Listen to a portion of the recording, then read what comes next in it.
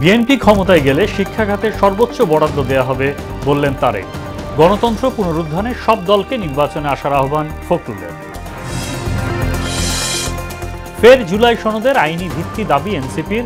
ঐক্যমত্য commission draft দেখাতে না পারায় হতাশা।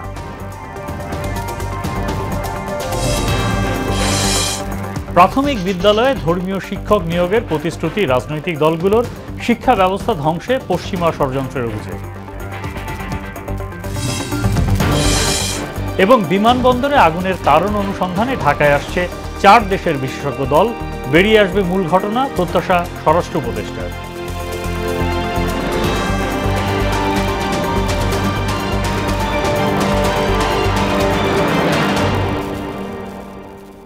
আসসালামু আলাইকুম, সবাইকে মোহনা সংবাদে স্বাগত। শুনছিলেন শিরোনাম, পুরো সংবাদের সঙ্গে আছে মোহাম্মদ সাইফুল ইসলাম খান। বিএনপি ক্ষমতায় গেলে শিক্ষা খাতে সর্বোচ্চ বরাদ্দ দেওয়া হবে বলে জানিয়েছেন দলটির ভারপ্রাপ্ত চেয়ারম্যান তারেক রহমান। তিনি বলেন, রাষ্ট্রের সুরক্ষায় উপযুক্ত শিক্ষা ব্যবস্থা প্রয়োজন। শনিবার বিকেলে কিশোরগঞ্জে রাষ্ট্র মেরামতের 31 দফা প্রস্তাবনার উপর স্কুল মাদ্রাসার শিক্ষার্থীদের মেধাবৃত্তি প্রতিযোগিতার পুরস্কার বিতরণ অনুষ্ঠানে তিনি এসব কথা বলেন। আরও জানাচ্ছেন হুমায়ুন কবির।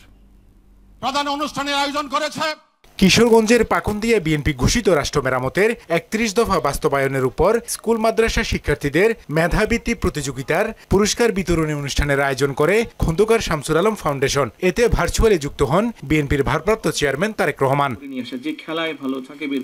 বক্তব্য তিনি বলেন, ক্ষমতায় গেলে শিক্ষা ক্ষেত্রে বিএনপি সর্বোচ্চ বরাদ্দ দেবে। পুরো শিক্ষা ব্যবস্থাকে ঢেলে সাজাতে আধুনিক জ্ঞান বিজ্ঞান ও উদ্ভাবনী প্রযুক্তির বিকল্প নেই। বিশ্ব বর্তমানে আর্টিফিশিয়াল ইন্টেলিজেন্সের যুগে কিন্তু প্রবেশ করছে।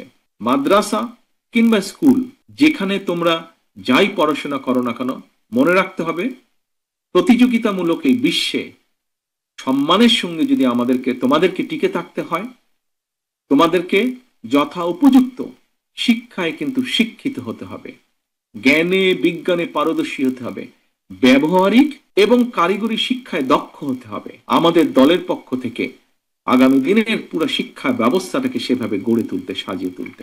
তিনি বলেন, ঘোষিত 31 দফা অংশ হিসেবে দেশের প্রচলিত শিক্ষা ব্যবস্থাকে সমোপযোগী শিক্ষা ব্যবস্থা গড়ে তুলতে বিশেষজ্ঞ টিম তৈরি করেছে বিএনপি, যারা এরই মধ্যে অনেক দূর এগিয়েছে। তোমাদের জন্য একটা নিরাপদ রাষ্ট্র, নিরাপদ ক্যাম্পাস গড়তেই কিন্তু বাংলাদেশ জাতীয়তাবাদী দল বিএনপি ইতিমধ্যেই কিন্তু আমরা জনগণের সামনে 31 দফা ঘোষণা করেছি। এর অংশ হিসাবেই কিন্তু দেশের প্রচলিত শিক্ষা কারিকুলামকে সময়ের সাথে তাল মিলিয়ে শিক্ষাবিদদের সমন্বয় একটা বিশেষজ্ঞ টিম আমরা তৈরি করেছি, যারা ইতিমধ্যে অনেক কাজ এগিয়ে নিয়ে গেছেন। রাষ্ট্রের সুরক্ষায় উপযুক্ত শিক্ষা ব্যবস্থা গড়ে তোলা জরুরি বলেও মন্তব্য করেন বিএনপির ভারপ্রাপ্ত চেয়ারম্যান। কিভাবে আমরা দেশকে সামনে এগিয়ে নিয়ে যাব, কিভাবে তোমাদের ভবিষ্যৎকে আরো মজবুত ভাবে আমরা তৈরি করতে পারবো, আমরা এগুলো নিয়ে আলোচনা করতে পারবো। হুমায়ুন কবির, মোহনা সংবাদ। এমন একটা সুন্দর মতপার্থক্য ভুলে গণতান্ত্রিক ব্যবস্থাকে সমুন্নত রাখতে সব রাজনৈতিক দলকে নির্বাচনে অংশ নেওয়ার আহ্বান জানিয়েছেন বিএনপি মহাসচিব মির্জা ফখরুল ইসলাম আলমগীর। আর রাজনৈতিক দলগুলোর অনেককে ফ্যাসিবাদ ফিরে এলে জুলাই শহীদদের সঙ্গে বেইমানি হবে বলে মন্তব্য করেন দলটির স্থায়ী কমিটির সদস্য সালাউদ্দিন আহমেদ। এদিকে সিনিয়র যুগ্ম মহাসচিব রুহুল কবির রিজভী বলেন, সবাইকে নিয়েই দেশ গড়তে চান তারেক রহমান। শনিবার আলাদা অনুষ্ঠানে এসব কথা বলেন বিএনপি নেতারা। তানজিদ ভুইয়ার প্রতিবেদন। নয়াপল্টনে বিএনপির কেন্দ্রীয় কার্যালয়ের সামনে জিয়া মঞ্চের 32তম প্রতিষ্ঠাবার্ষিকী উপলক্ষে এই আলোচনা সভা। বক্তারা ফ্যাসিস্ট সরকারের হামলা মামলার কথা তুলে ধরে জাতীয় নির্বাচনকে সামনে রেখে সবাইকে এক হয়ে কাজ করার আহ্বান জানান। এখন তারাই পায়তারা করছে নির্বাচন পিছানোর জন্য। যারা যারা এই ষড়যন্ত্রের সাথে লিপ্ত আছে তাদের প্রতিরোধ আপনারা করবেন। বিএনপি পালিয়ে যাওয়ার দল নয়, যেটা আওয়ামী লীগ বারবার পালিয়ে গিয়েছে। বিভিন্ন রকমের তালবাহানা চলছে নির্বাচনকে নিয়ে। প্রধান অতিথির বক্তব্যে বিএনপির সিনিয়র যুগ্ম মহাসচিব রুহুল কবির রিজভী বলেন, শেখ হাসিনা ভারতে বসে দেশে নাশকতা করছে কিনা এমন সন্দেহ জনমনে। এয়ারপোর্টের মতো স্থাপনা আগুন ধরছে, পুড়ে যাচ্ছে, ছারখার হয়ে যাচ্ছে। এইটার পেছনে অবশ্যই একটি নাশকতার ষড়যন্ত্র রয়েছে। লুটেরারা টিকতে পারেন না, নির্যাতনকারীরা, নিপীড়নকারীরা, মানব হত্যাকারীরা, খুনিরা তারা আলটিমেটলি টিকতে পারে না। তিনি বলেন, দেশে অনেকে গায়ের জোর দেখাচ্ছে, যা ফেসিবাদী আচরণ। বিভিন্ন পদে পদে কিছু কিছু আলামত আমরা দেখতে পাচ্ছি দোসরদের মতো, গায়ের জোর দিয়ে সবকিছু করতে চাচ্ছে। তো ডক্টর ইউনূস সাহেবের আমলের তো গায়ের জোর থাকার কথা না। এদিকে রাজধানীর শিল্পকলায় এক আলোচনা সভায় বিএনপি মহাসচিব মির্জা ফখরুল ইসলাম আলমগীর বলেন, বাকশাল করে গণমাধ্যমের স্বাধীনতা হরণ করা হলেও শহীদ রাষ্ট্রপতি জিয়াউর রহমান তা ফিরিয়ে দেন। তিনি বলেন, গণতন্ত্রের ধারাবাহিকতা ধরে রাখতে রাজনৈতিক দলগুলোর দায়িত্বশীল আচরণ জরুরি। যে আমাদের ছোটখাটো সমস্যা এগুলোকে দূরে রেখে গণতান্ত্রিক ব্যবস্থাকে আমরা ফিরিয়ে আনার জন্য সবাই এই নির্বাচনে অংশ নেই এবং গণতান্ত্রিক ব্যবস্থাকে ফিরিয়ে নিয়ে আসে। আর ফেসিবাদ ঠেকাতে রাজনৈতিক দলগুলোর ঐক্যের বিকল্প নেই বলে জানান দলের স্থায়ী কমিটির সদস্য সালাউদ্দিন আহমেদ। মতামতের পার্থক্য থাকা সত্ত্বেও, আদর্শিক পার্থক্য থাকা সত্ত্বেও দেশের প্রশ্নে, এই দেশের গণতন্ত্র, স্বাধীনতা, সার্বভৌমত্বের প্রশ্নে সবাই আমরা ঐক্যবদ্ধ থাকব এবং ঐক্যবদ্ধ থেকেই আমরা ফ্যাসিস্ট আওয়ামী লীগের প্রত্যাবর্তনের সমস্ত দরজা বন্ধ করব। এছাড়া ডিআরইউতে এক অনুষ্ঠানে বিএনপি স্থায়ী কমিটির সদস্য হাফিজ উদ্দিন আহমেদ বলেন, দ্রুত নির্বাচন দিয়ে রাজনৈতিক দলের কাছে রাষ্ট্র ক্ষমতা হস্তান্তর করতে হবে। বিএনপি জোটের অধীনে যে সকল রাজনৈতিক দল অংশগ্রহণ করবে তাদেরকে যেন ধানের শীষ প্রতীক দেওয়া হয়। তানজিদ ভুইয়া, মোহনা সংবাদ, ঢাকা। জুলাই জাতীয় সনদের আইনি ভিত্তি লাভের প্রচেষ্টা চালিয়ে যাওয়ার ঘোষণা দিয়েছেন এনসিপির সদস্য সচিব আখতার হোসেন। তিনি বলেন, জুলাই সনদ বাস্তবায়নে একটি আদেশ প্রস্তুতের কথা বলা হলেও তা দেখাতে অপারগতা জানিয়েছে ঐকমত্য কমিশন। শনিবার সকালে সংসদ ভবনের এলইডি হলে কমিশনের সঙ্গে বৈঠক শেষে আখতার হোসেন বলেন, আদেশের খসড়া দেখেই স্বাক্ষর করবে তার দল। কারো চাপে পড়ে জুলাই সনদকে নিয়ে প্রতারণা করা যাবে না বলেও মন্তব্য করেন তিনি। নাহিদ সিরাজি, নিম্মির প্রতিবেদন। শনিবার সকালে জাতীয় সংসদ ভবনের এলডি হলে ঐকমত্য কমিশনের সঙ্গে আলোচনায় বসে এনসিপি। বৈঠকে জুলাই সনদের বিভিন্ন দিক ও বাস্তবায়ন প্রক্রিয়া নিয়ে আলোচনা করে দুই পক্ষ। বৈঠকে এনসিপির নেতৃত্ব দেন সদস্য সচিব আখতার হোসেন, সঙ্গে ছিলেন দলের যুগ্ম আহ্বায়ক জাবেদ রাসিন, সারওয়ার তুষার, খালেদ সাইফুল্লাহ এবং যুগ্ম সদস্য সচিব জহিরুল ইসলাম মুসা। বৈঠক শেষে সাংবাদিকদের সাথে কথা বলেন দলটির সদস্য সচিব। বলেন, এক দল জুলাই সনদকে মুছে দিতে চায়, আরেক দল চায় ভেস্তে দিতে। অনেক রাজনৈতিক দলই এই জুলাই সনদ স্বাক্ষর অনুষ্ঠানে অংশগ্রহণ করলেও তারা মূলত দুই ভাগে ভাগ হয়ে গেছে। এক দল তারা জুলাই সনদের স্বাক্ষর মুছে দেওয়ার সুযোগ খুঁজছে, আরেকটি দল জুলাই সনদের বাস্তবায়নকে ভেস্তে দেওয়ার সুযোগ খুঁজছে।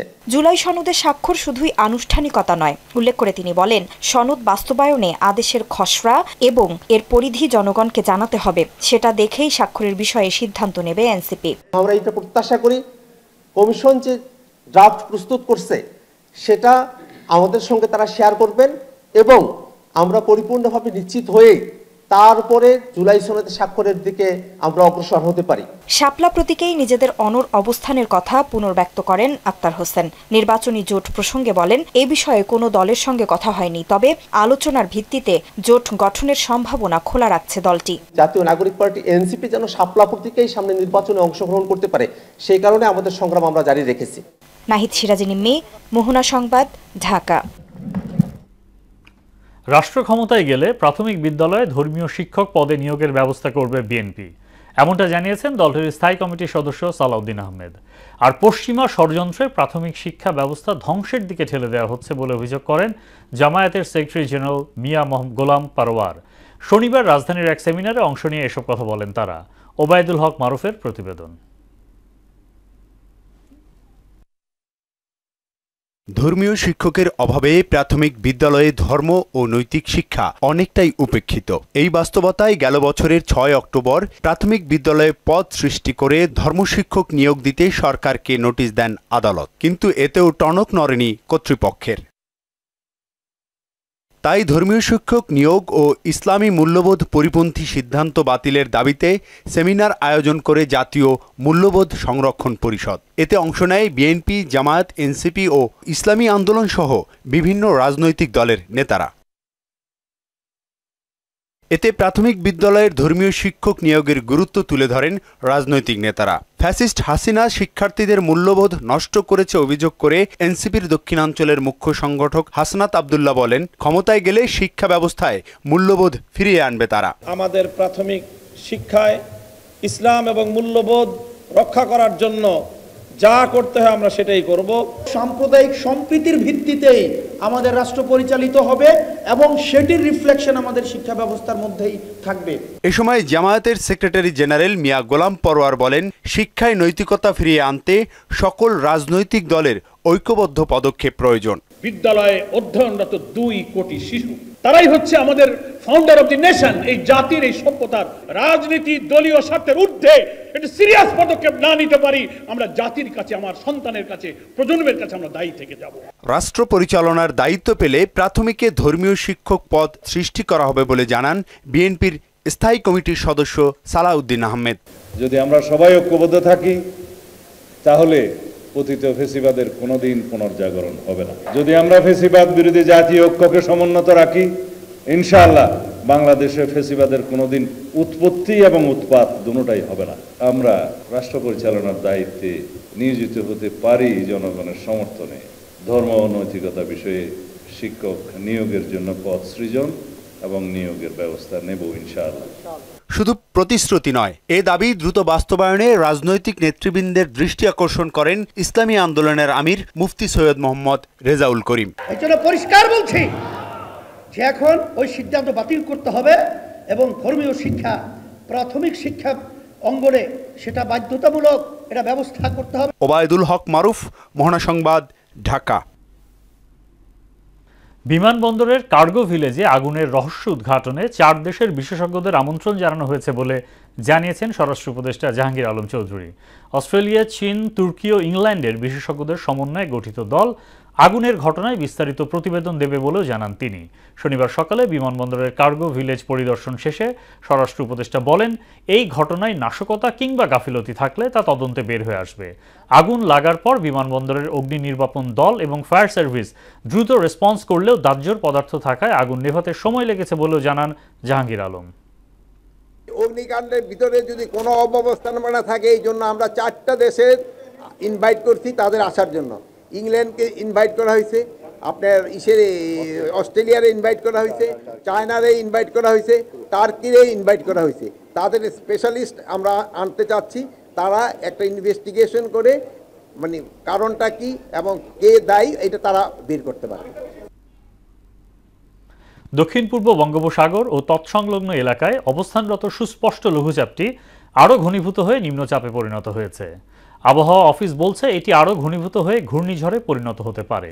নিম্নচাপের কারণে দেশের 3 সমুদ্র বন্দরকে 1 নম্বর দূরবর্তী সতর্ক সংকেত দেখাতে বলা হয়েছে। নিম্নচাপটি দেশের সবকটি সমুদ্র বন্দর থেকে 1200 কিলোমিটারেরও বেশি দূরে অবস্থান করছে।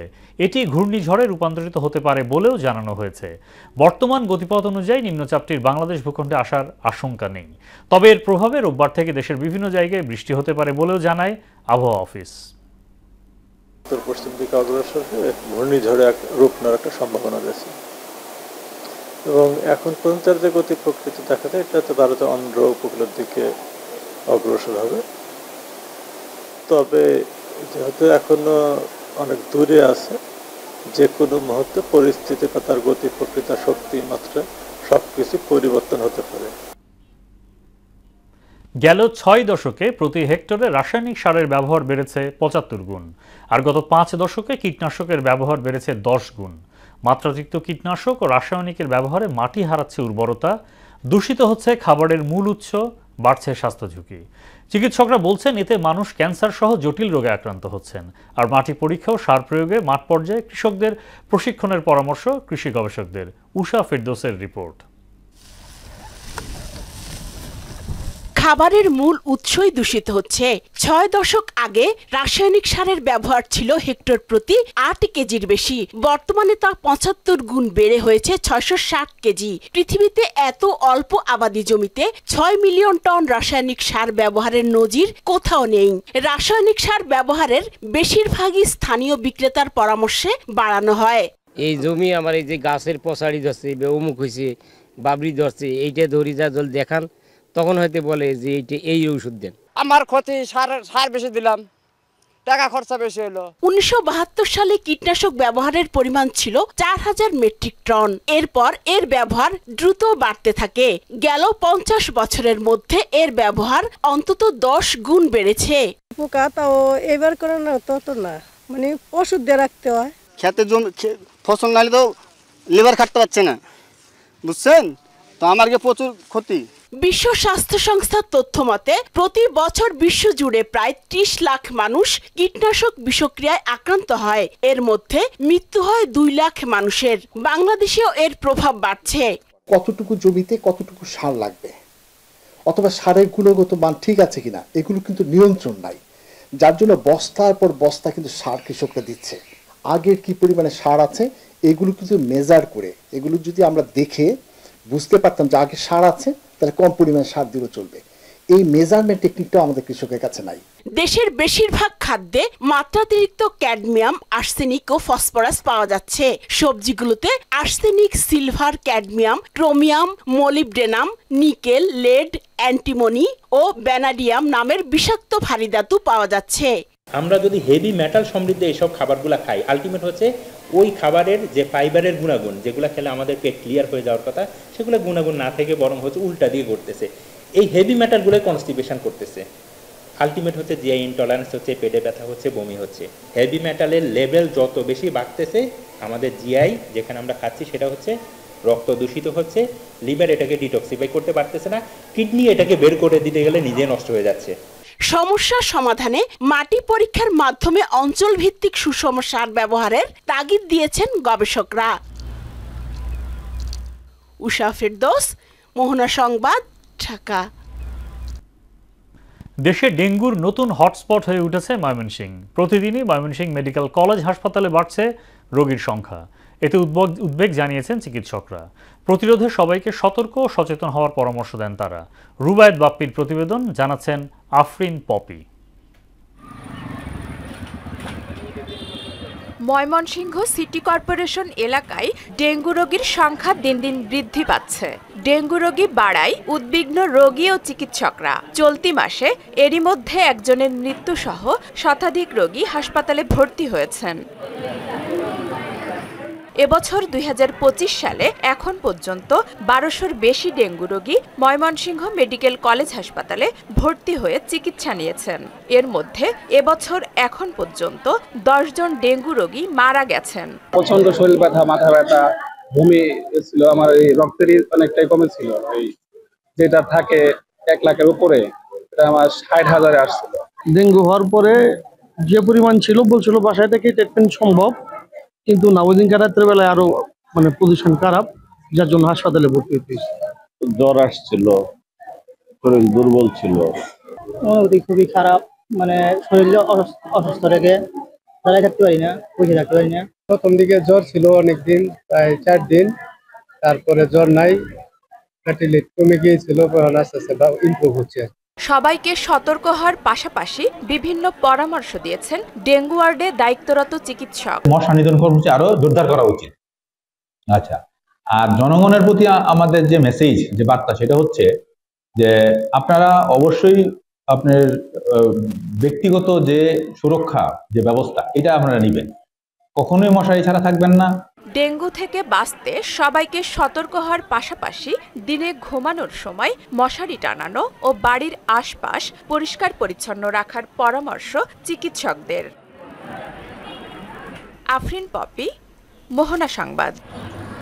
ফ্যাসিস্টরা ষড়যন্ত্র করে পোশাক কারখানা সহ বিভিন্ন প্রতিষ্ঠানে আগুন দিয়ে জনগণের মধ্যে ভীতি সঞ্চারের চেষ্টা করছে বলে অভিযোগ করেছেন বিএনপির ক্রীড়া বিষয়ক সম্পাদক ও মহানগর উত্তর বিএনপির আহ্বায়ক আমিনুল হক।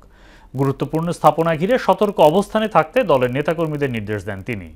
শনিবার সকালে রাজধানীর রূপনগরে বিনামূল্যে চিকিৎসা সেবা প্রদান অনুষ্ঠানে আমিনুল হক জানান, বিএনপি সবসময় মানব সম্পদের উন্নয়নে কাজ করে যাচ্ছে। আরও জানাচ্ছেন হুমায়ুন কবির। ঢাকা 16 আসনের গরিব অসহায় মানুষের চিকিৎসার কথা চিন্তা করে রূপনগর ও পল্লবী থানার বিভিন্ন ওয়ার্ডে গত 2 মাস ধরে বিশেষজ্ঞ চিকিৎসকদের তত্ত্বাবধানে নাক, কান, গলা, চক্ষু, গাইনি, শিশু, ডেন্টাল ও চর্মরোগীদের জন্য প্রতি শনিবার বিনামূল্যে চিকিৎসা সেবা দিয়ে আসছেন ঢাকা মহানগর উত্তর বিএনপির আহ্বায়ক আমিনুল হক। ভালো করতেছে, সবকিছু ভালো করতেছে। অনেক টাকা পয়সা লাগতো বা অন লাগবো না, ফ্রি করতেছি। এরকম করে দিলে তো সবাই আসবে সেবার লেগে। টাকার অভাবে আমরা ট্রিটমেন্ট করতে পারি না। তিনি ভালো লোক, এমন ফ্রি চিকিৎসা সব সমাধান চালু থাকে গরিবের জন্য। রূপনগরের দুয়ারিপাড়া বিনামূল্যে চিকিৎসা সেবা অনুষ্ঠানের সভাপতিত্ব করেন পল্লবী থানা যুবদলের আহ্বায়ক হাজী নুর সালাম। জনগণের ভোটে উনি নির্বাচিত হতে পারেন, উনি এই ঢাকা 16 আসনে একটি সরকারি হাসপাতাল স্থাপন করবেন এবং পাশাপাশি আমাদের এই ফ্রি মেডিকেল ক্যাম্পিং এবং ফ্রি ওষুধ বিতরণ প্রোগ্রাম কন্টিনিউ চলবে। বিনামূল্যে চিকিৎসা সেবা কার্যক্রমের উদ্বোধন করেন ঢাকা মহানগর উত্তর বিএনপির আহ্বায়ক আমিনুল হক। সেবা প্রার্থীদের সঙ্গে কথা বলেন তিনি। আরো বেশি মানুষকে এই সেবার আওতা আনতে কার্যক্রমের আওতা বাড়ানো হবে বলে জানান আমিনুল হক। রোগীর যে উপস্থিতি সেটা দেখে আমার কাছে মনে হচ্ছে যে আমরা এটি শুধু সপ্তাহে একদিন না, এটিকে বোধহয় আরো বাড়িয়ে এনে আমরা আরো বেশি করে কিভাবে আমাদের এই অসহায় মানুষগুলোর পাশে চিকিৎসা সেবা নিয়ে, তাদের ফ্রি ওষুধ নিয়ে আমরা পাশে দাঁড়াতে পারি, সেই চেষ্টা আমার অব্যাহত থাকবে। ফ্যাসিস্টরা এখনো দেশকে অস্থিতিশীল করার পায়তারা করছে বলেও অভিযোগ করেন তিনি। ফ্যাসিস্টরা যেভাবে বিভিন্ন আনাচে কানাচে এই যে আমাদের গার্মেন্টস, আমাদের বিভিন্ন প্রতিষ্ঠানে আগুন দিয়ে তারা সবসময় একটি ভীতির সঞ্চার এবং বাংলাদেশের মানুষের যে দৈনন্দিন যে চাহিদা, যেই শিল্পে প্রতিদিন কর্মরত অবস্থায় এক একটি মানুষের রিজিক নির্ভর করে, দলীয়ভাবে আমাদের সকল নেতাকর্মীদেরকে ইতিমধ্যে নির্দেশনা দেওয়া হয়েছে যে প্রত্যেকটি এলাকায় যেখানে যেখানে গার্মেন্টস রয়েছে সেখানে যাতে আমাদের নেতাকর্মীরা সজাগ থাকে। দেশি বিদেশি ষড়যন্ত্রকারীদের দ্রুত আইনের আওতায় এনে দৃষ্টান্তমূলক শাস্তির দাবি জানান বিএনপি নেতা আমিনুল হক। সেই জায়গাগুলোতে এই ফ্যাসিস্ট এবং এটার সাথে দেশি বিদেশি যারা ষড়যন্ত্রকারী রয়েছে, আমরা দ্রুত আহ্বান করব যে তাদেরকে আইনের আওতায় এনে তাদেরকে অবশ্যই বিচার করা হোক এবং দৃষ্টান্তমূলক শাস্তি দেওয়া হোক। হুমায়ুন কবির, মোহনা সংবাদ, ঢাকা। বিএনপি, জামায়াত সহ সব রাজনৈতিক দল আগামী নির্বাচনে অংশ নেবে বলে আশা জানিয়েছেন বিএনপি চেয়ারপারসনের উপদেষ্টা ও যুক্তরাজ্য বিএনপির সভাপতি এম এ মালিক। প্রতিটি আসনে বিএনপির একাধিক প্রার্থী থাকলেও দল যাকে মনোনয়ন দেবে তার পক্ষে সবাই কাজ করবে বলেও আশা জানান তিনি। শনিবার সিলেট দক্ষিণ সুরমা তেলিবাজার এলাকায় ডিপ টিউবওয়েল বিতরণ কার্যক্রমে এসব কথা বলেন এম এ মালিক। সবাইকে ধানের শীষের পক্ষে থাকার আহ্বান জানিয়ে জীবনের শেষ সময় পর্যন্ত বিএনপির পাশে থাকার ইচ্ছা জানান বিএনপি চেয়ারপারসনের এই উপদেষ্টা। আমি যদি প্রধানতা কিছু নাও পাই, এতে আমি দল ছেড়ে যাওয়ার আমার কোনো সুযোগ নাই, আমার যাওয়ার জায়গাও নেই। এই দলেই আমি যতদিন বেঁচে থাকবো এইখানেই থাকবো। এখন তারেক রহমানের বিরুদ্ধেও তারা হাওয়াবো নামে বিভিন্ন কুসংস্কার রচনা করছে, কোনোটাও তো সত্যতা পায়নি। এই জন্য মানুষে আমাদেরকে চয়েস করবে এবং চুজ করছে এবং মানুষ আমাদের প্রতি ভালোবাসা অনেক বেশি।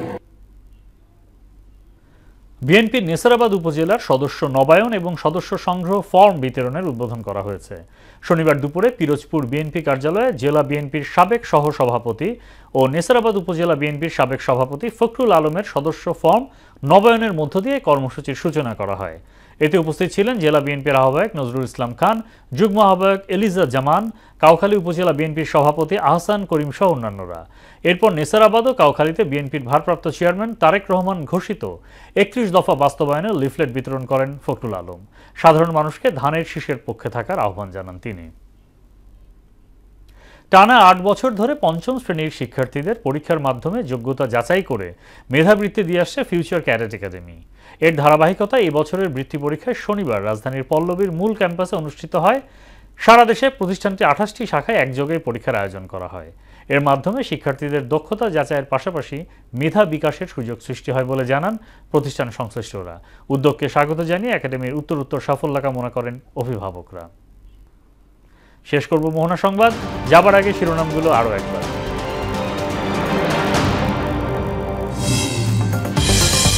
বিএনপি ক্ষমতায় গেলে শিক্ষা খাতে সর্বোচ্চ বরাদ্দ দেয়া হবে বললেন তারেক। গণতন্ত্র পুনরুদ্ধারে সব দলকে নির্বাচনে আসার আহ্বান ফখরুলের। ফের জুলাই সনদের আইনি ভিত্তি দাবি এনসিপির, ঐক্যমত্য কমিশন ড্রাফট দেখাতে না পারায় হতাশা।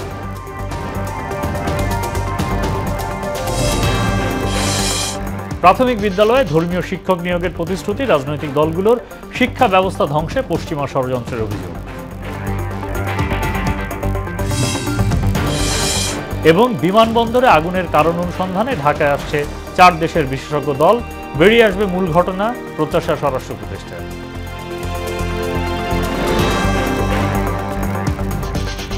এই ছিল মোহনা সংবাদে। মোহনার সবশেষ খবর জানতে ভিজিট করুন www.mohona.tv।